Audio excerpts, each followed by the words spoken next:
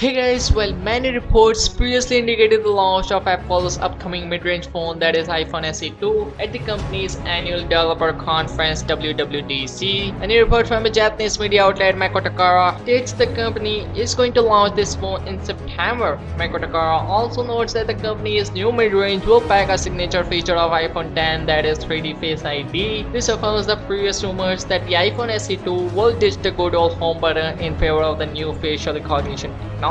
Maiko Takara has been quoted as saying that the iPhone SE2 is unlikely to make an appearance in the second quarter of 2018. According to a source close to a Chinese supplier, this affirms that Apple's full-screen smartphone is not coming ahead of schedule and will be launched at the usual smartphone launch event of Apple that is being held in September. Interestingly, the Japanese side has revealed more input to prove the fact that how Apple will introduce this expensive Face ID to a mid-range product. Apple is using 3 types of glass for iPhone SE2, and interestingly, none of them have Touch ID holes and their upper portion is cut into a shape of true depth cameras. This top cutout means that the iPhone SE2 will not only feature the brilliant Face ID but also the trendy notch. The rumors of a more affordable iPhone X trapped in iPhone SE's body have been appearing in rumors for quite a while now. The phone is also likely to have a 4.5 to 4.7 inch screen, LCD display, will support wireless charging and no headphone jack as well. The phone will feature a single camera, 3GB of RAM and up to 64GB of internal storage, considering the $400 to